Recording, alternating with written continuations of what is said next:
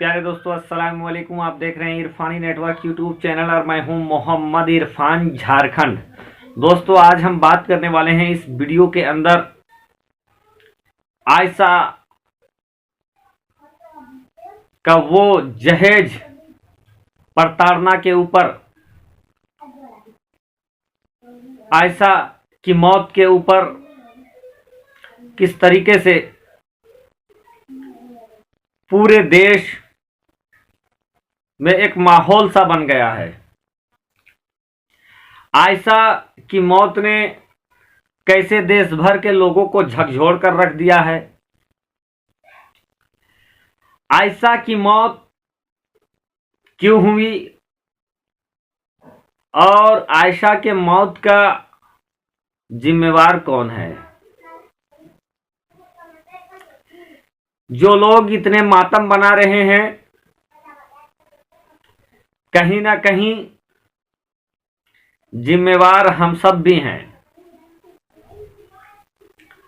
दोस्तों, एक ताजा मिसाल के साथ मैं बात करने वाला हूं इसी टॉपिक के ऊपर। क्योंकि बहुत सारी वीडियो बन रही है इसके ऊपर, तो मुझे भी लगा कि जहेज एक लानत के ऊपर कुछ बात मुझे भी कहनी चाहिए। बिला शको सुबह जहेज लानत है, लानत है, लानत है। ये एक ऐसा लानत है जिसकी वजह से बहुत सारी बहनों ने अपने जान को दे दिया है। बहुत सारी बहन बेटियां अपनी घरों में पड़ी हुई हैं, चूंकि उनके बाप के पास इतना पैसा नहीं है कि जहेज के लानतियों को जहेज दे सके, उनके मुंह पर जहेज का रुपया ठूंस सके। और यही वजह है कि उम्र होने के बावजूद भी वो अपने घरों में हैं। रब्बे करीम की बारगाह में दुआ है कि जल्द से जल्द उन्हें अच्छा और सच्चा, उनसे मोहब्बत करने वाला रिश्तेदार और रिश्ता मिल जाए।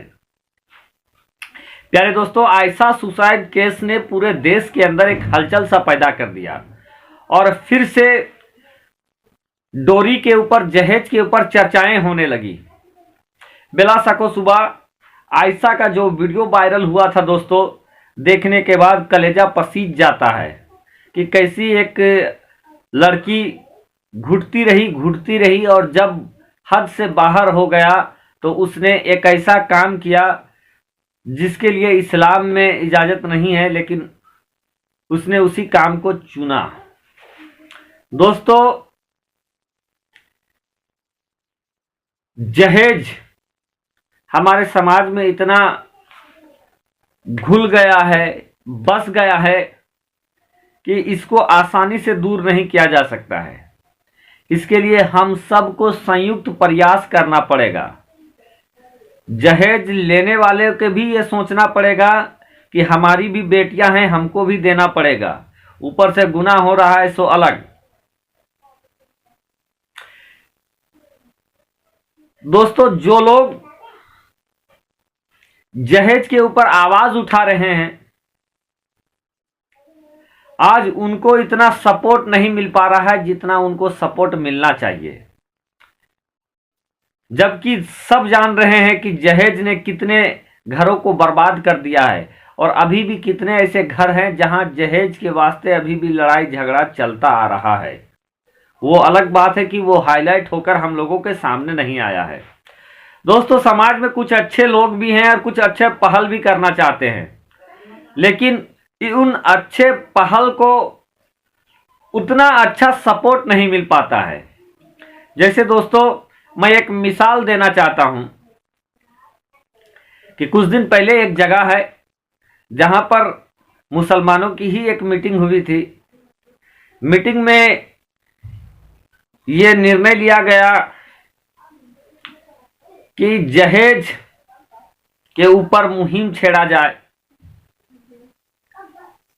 लेकिन उससे पहले हम एक काम कर सकते हैं कि जो आज मुस्लिम शादियों में जो लानती रिवाज स्टार्ट हो गया है, डीजे का, बाजा का, और बारात में बाजा हो पोपो करके आते हैं, सबसे पहले हम अपने गांव से ही स्टार्ट करेंगे कि हम पाबंदी लगा दें इस चीज पर। और जब ये सक्सेस हो जाएगा तो फिर हम दहेज के ऊपर भी हम बात करेंगे, उसको फिर इम्प्लीमेंट करने की कोशिश करेंगे।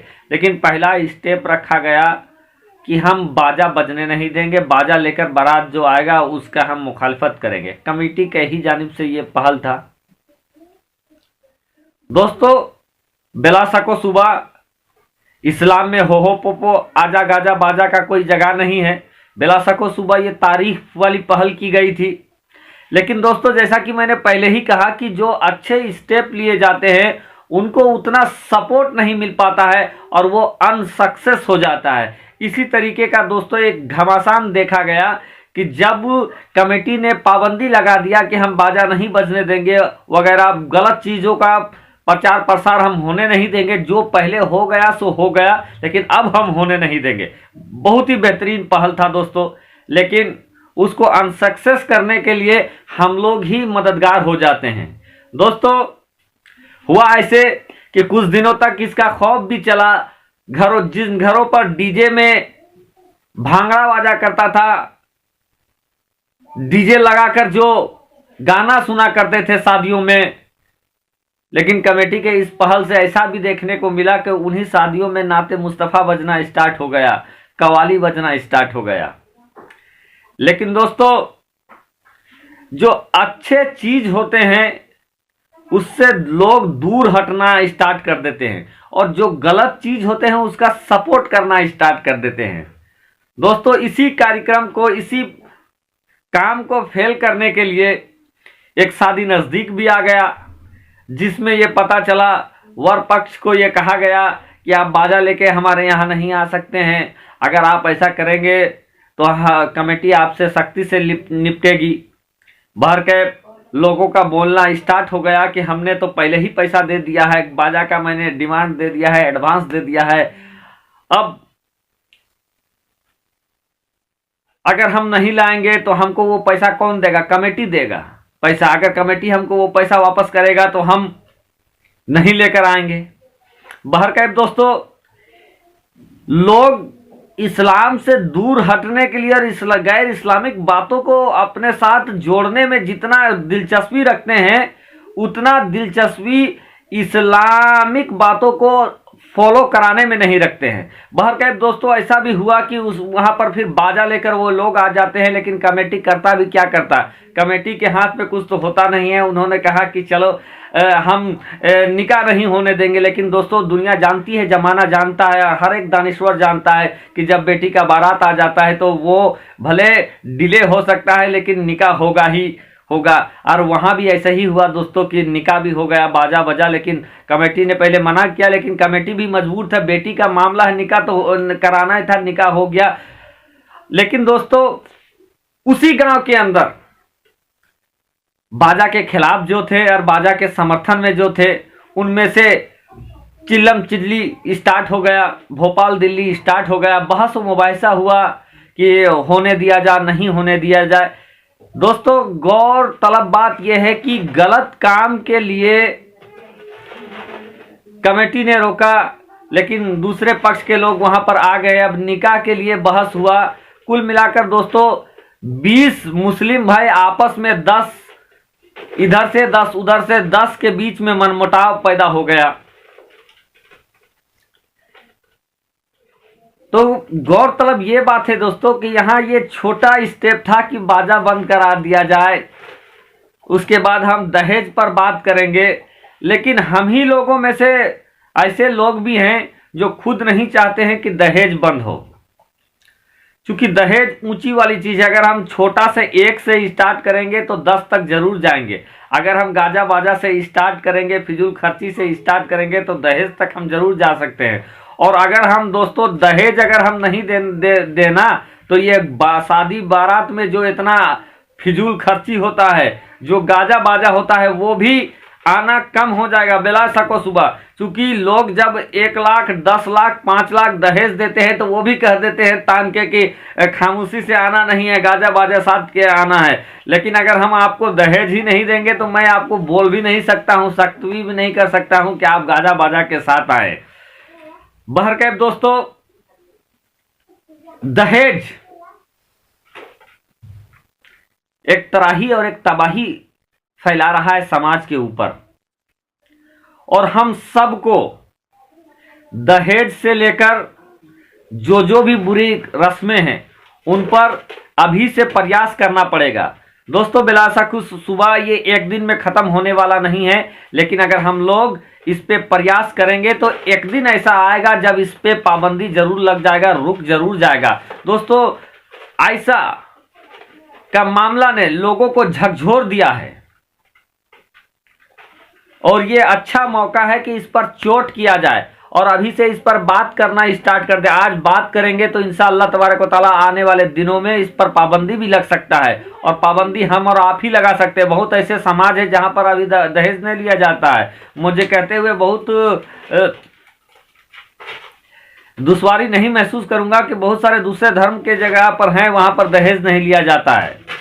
तो दोस्तों, अगर वो ऐसा कर सकते हैं तो हम लोग भी ऐसा कर सकते हैं। जो सुन्नत तरीका है उस पर अमल कीजिए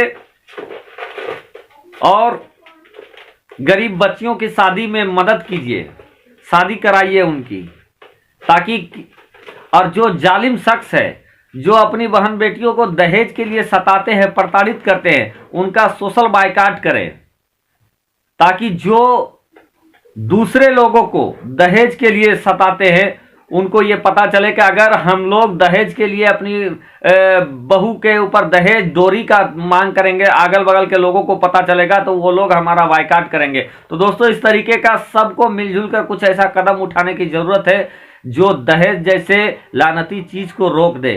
प्यारे दोस्तों, इसी के साथ अपने बात को यहीं खत्म करेंगे कि अगर कोई अच्छा पहल करता है दोस्तों, चाहे बाजा पर पाबंदी लगाता है, चाहे और फिजूल खर्ची पे पाबंदी लगाता है, दहेज पर पाबंदी लगाता है, तो आप उन पर सवाल ना करें बल्कि उन पर सहमत करें, उनका मदद करें। पीछे क्या हो गया है उसको ढोकर चलना ठीक बात नहीं है, आगे क्या होगा उसको देखना चाहिए और उसके ऊपर हम लोगों को स्टेप लेना चाहिए। दोस्तों, जो भी आपका राय हो कमेंट के जरिए हमें जरूर बता दें।